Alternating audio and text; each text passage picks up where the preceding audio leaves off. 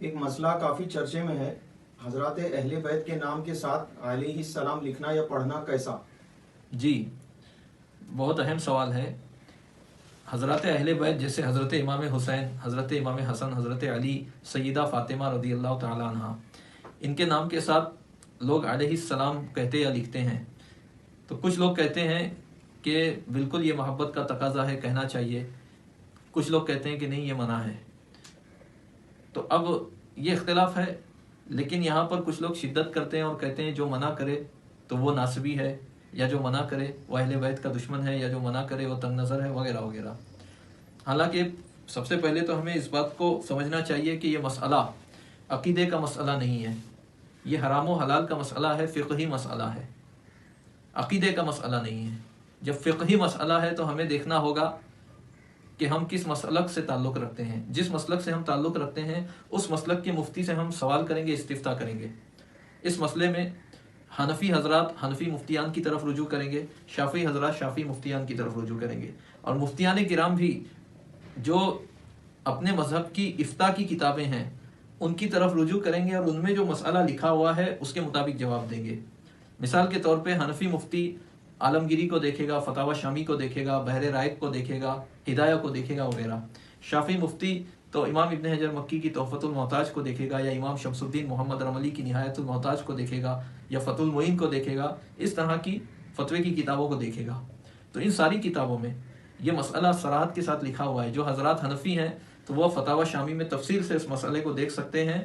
انہوں نے لکھا ہے کہ غیر نبی کے لیے علیہ الصلاۃ کہنا یا لکھنا، یا علیہ السلام کہنا یا لکھنا یہ منع ہے، اور شرح اشباح کے حوالے سے لکھا ہے کہ یہ جائز نہیں ہے بلکہ گناہ ہے، یعنی یہ مکروہ تحریمی ہے، اور اسی پر اعتماد کیا ہے علامہ شامی نے۔ اور جو آج کے اکابر اور مفتیان حنفیہ ہیں وہ علامہ شامی کے اس قول پہ اعتماد کرتے ہیں اور اسی کے مطابق فتویٰ دیتے ہیں، جیسا کہ حضور تاج الشریعہ رحمۃ اللہ تعالیٰ علیہ۔ اور ہمارے مذہب شافعی میں حضرت سیدنا امام نووی رضی اللہ تعالیٰ عنہ نے فرمایا کہ اس تعلق سے 3 اقوال ہیں ہمارے اصحاب شافعیہ کے۔ نمبر 1 مکروہ تحریمی، نمبر 2 مکروہ تنزیہی، نمبر 3 خلاف اولا۔ یعنی جنہوں نے جائز کہا ان کے نزدیک بھی کم سے کم خلاف اولا ضرور ہے، چونکہ اس میں اختلاف ہے۔ پھر فرماتے ہیں معتمد یہ ہے کہ یہ مکروہ تنزیہی ہے، غیر نبی کے آگے درود پڑھنا مکروہ تنزیہی ہے۔ پھر امام الحرمین کے حوالے سے لکھا کہ انہوں نے کہا کہ سلام پڑھنا بھی درود پڑھنے ہی کی طرح ہے، یعنی جس طرح غیر نبی کے لیے مستقل طور پہ درود پڑھنا مکروہ ہے، سلام پڑھنا بھی مکروہ ہے۔ تو علیہ الصلاۃ کہنا مکروہ ہے تو علیہ السلام کہنا بھی مکروہ ہے۔ اور اسی پر علامہ شامی نے بھی اعتماد کیا، فتاوی شامی میں علامہ شامی نے بھی یہی امام الحرمین کا حوالہ دیا علامہ لقانی کے حوالے سے، اور اسی طریقے سے امام نووی نے بھی امام الحرمین کا حوالہ دیا، اور اس پر بعد کے علماء شافعیہ اور حنفیہ نے اعتماد کیا۔ اب کچھ لوگ کہتے ہیں کہ نہیں، یہ تو علماء کے اقوال ہیں، ہم نہیں مانیں گے۔ تو اگر وہ سنی ہے، غیر مقلد نہیں ہے، تو میں ان سے کہنا چاہتا ہوں کہ تم اسی ایک مسئلے میں ایسا کیوں کہہ رہے ہو؟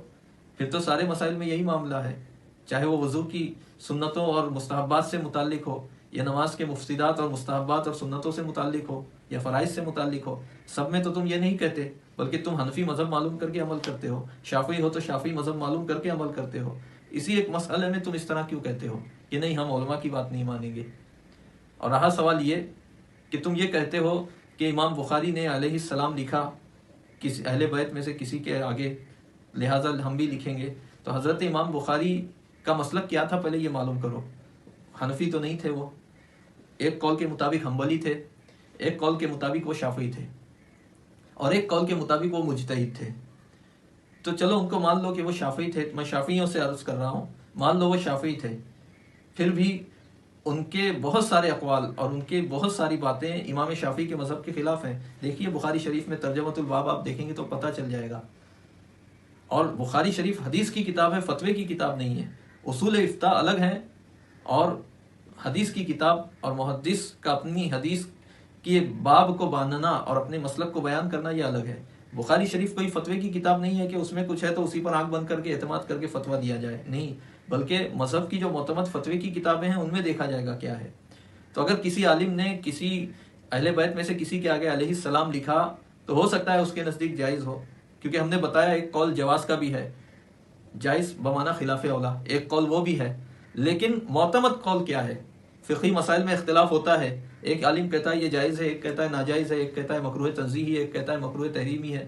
تو اس اختلاف میں راجح اور معتمد قول کیا ہے، فتویٰ کس پر دیا جائے گا، یہ مذہب کے اصول و قواعد افتاء کا جو ماہر مفتی ہے وہی بتا سکتا ہے. اور ماہر مفتیان کرام کا یہ فیصلہ ہے کہ یہ چیز منع ہے غیر نبی کے لیے علیہ السلام کہنا. ایک تو صحابہ تابعین میں اس کا کہیں رواج نہیں تھا، وہ نہیں کہا کرتے تھے. یہ بعد میں قاضی ایاز مالکی نے کہا کہ رافضیوں نے اہل بیت، ائمہ اہل بیت کے لیے علیہ السلام کہنا شروع کیا، چونکہ وہ ان کا یہ عقیدہ تھا کہ جس طرح انبیاء کرام معصوم ہیں، فرشتے معصوم ہیں، اسی طریقے سے ائمہ اہل بیت بھی معصوم ہیں. اور حالانکہ یہ بدعقیدگی ہے، اہل سنت کے اور اسلام کے بنیادی عقائد کے خلاف ہے. ہمارے نزدیک صرف انبیاء کرام اور فرشتے ہی معصوم ہیں. تو انہوں نے اپنی بدعقیدگی کی وجہ سے کہا کہ چونکہ فرشتوں اور انبیاء کرام کے آگے علیہ السلام لکھا جاتا ہے تو کیوں نہ ہم ان ائمہ اہل بیت کے بھی آگے علیہ السلام لکھیں. تو وہ لکھنے لگے، مگر اہل بیت کی محبت کی وجہ سے بہت سارے سنیوں نے اس کو لے لیا اور اس کو جائز قرار دے دیا. تو جن علماء نے جائز قرار دیا تھا ماضی میں، انہوں نے اپنے موقف کے مطابق اپنی کتابوں میں بعض جگہ لکھا بھی، لیکن ان کا وہ قول معتمد نہیں ہے. معتمد قول کراہت کا ہے، حنفی مذہب میں کراہت تحریمی، شافعی مذہب میں کراہت تنزیہی. امام ابن حجر مکی کی تحفۃ المحتاج دیکھیے، یا امام شمس الدین محمد رملی کی نہایت المحتاج دیکھیے، یا مغنی المحتاج دیکھیے، یا علامہ نووی کی الاذکار دیکھیے، یا شرح مسلم دیکھیے، یا المجموع دیکھیے، روضہ دیکھیے. مذہب شافعی کی جتنی بھی قابل ذکر معتمد اور فتوے کی کتابیں ہیں ان میں آپ کو یہی ملے گا کہ غیر نبی کے پر مستقلاً درود پڑھنا، غیر نبی اور غیر فرشتہ پر مستقلاً درود پڑھنا مکروہ ہے، اور سلام بھی اسی حکم میں ہے. لہٰذا علی علیہ السلام کہنا یہ مکروہ ہے. یہی بات علامہ شامی نے لکھی اور بعد کے علماء نے اسی کو لیا، سرکار اعلیٰ حضرت امام اہل سنت وغیرہ نے. تو ایک حنفی علماء کی پیروی میں اسی پر عمل کرتے ہوئے غیر نبی کے نام کے ساتھ علیہ السلام لکھنے یا کہنے سے یہ بچنا ہے، کیونکہ حنفی مذہب میں تو گناہ ہے، شافعی مذہب میں مکروہ تنزیہی ہے، اس سے بچنا ہے، بلکہ کہنا ہے رضی اللہ عنہ. اور جو لوگ پھر بھی اصرار کرتے ہیں نہیں ہم کہیں گے، حضرت امام حسین علیہ السلام کہیں گے، حضرت امام حسن علیہ السلام کہیں گے، حضرت سیدتنا فاطمہ زہرا سلام اللہ علیہا کہیں گے، تو میں ان سے کہتا ہوں کہ پھر حضرت ابوبکر صدیق رضی اللہ تعالیٰ عنہ تو سب سے افضل ہیں انبیاء کے بعد، وہ اس بات کے زیادہ مستحق ہیں. حضرت امام حسن حسین، حضرت علی اور سیدہ فاطمہ رضی اللہ عنہم اجمعین سے زیادہ مستحق ہے. پھر تمہارے کہنے کے مطابق پھر تو زیادہ مستحق ہوئے کہ ان کے آگے علیہ السلام کہا جائے. لیکن تم لوگ حضرت سیدنا ابو بکر صدیق کے آگے علیہ السلام نہیں لگاتے، نہ حضرت سیدنا عمر فاروق کے آگے لگاتے ہیں، نہ حضرت سیدنا امیر معاویہ رضی اللہ عنہ کے آگے علیہ السلام لگانے کے لیے تمہارا دل کہتا ہے. تم نہیں کہہ پاتے، تمہارا نفس نہیں کہنے دیتا.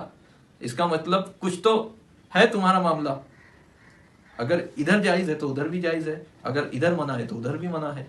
تو حاصل کلام یہ کہ یہ رافضیوں کا نکالا ہوا طریقہ ہے کہ وہ امام حسن، امام حسین، حضرت علی وغیرہ کے آگے علیہ السلام کہا کرتے تھے. معنی کے اعتبار سے تو صحیح ہے، ان پر سلام ہو، لیکن مستقل درود اور سلام اس کے حقدار صرف انبیاء اور فرشتے ہیں جو معصومین ہیں. غیر معصومین مستقل ان پر درود یا سلام بھیجا جائے اس کے حقدار نہیں. ہاں، انبیاء کرام کے تبعیت میں اور ان کے ضمن میں ان پر بھیجا جائے یہ ہو سکتا ہے، جیسا کہ مذہب شافعی کی کتابوں میں بھی ہے، در مختار میں بھی ہے، ولا یصلی علی غیر الانبیاء والملائکۃ الا بطریق الطبع، کہ غیر انبیاء اور غیر ملائکہ پر درود نہ پڑھا جائے مگر طریقہ طبع کے طور پہ. یعنی یہ کہا جائے محمد صلی اللہ علیہ وسلم، صلی اللہ علیہ وسلم وعلی آلہ واصحابہ وازواجہ وذریاتہ وعلماء ملتہ واولیاء امتہ، اس طریقے سے کہا جائے. یعنی اصل مستقل نبی پر درود پڑھا جائے، پھر ان کے ضمن میں ان کی آل پر پڑھا جائے. یہ طریقہ ہے. مذہب شافعی کی کتابوں میں بھی یہی لکھا ہوا ہے. اب کچھ باتوں میں معنی تو صحیح ہوتا ہے لیکن وہ خاص ہوتا ہے کسی اور کے لیے، تو پھر اس کا استعمال اسی کے ساتھ کیا جاتا ہے.